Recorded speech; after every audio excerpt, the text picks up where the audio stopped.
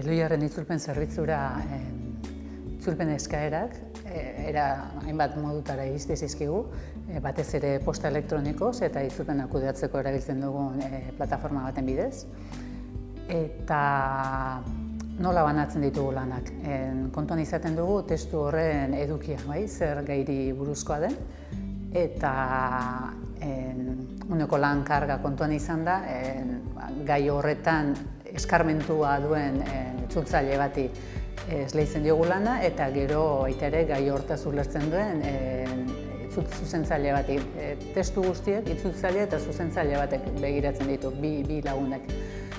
Itzulpen lana, bakarkako lana dirudien arren talde lana da. Etengabe elkarrekin harremanetan gaude eta elkarri konsultak egiteko eskura gaude.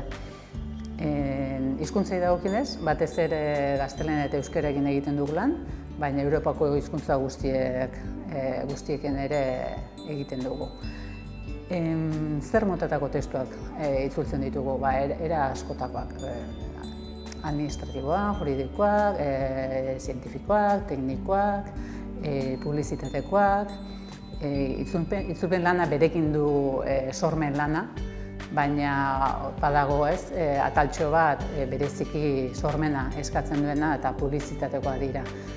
Publizitatekoen kasuan leloren bat edo iristen zaigunean taldetxo bat elkartzen gara eta talde horren artean erabakitzen da, taldeko kide horien artean erabakitzen da, nola egin aurre testu horren zailtasunei edo leloa edo nola aukeratu.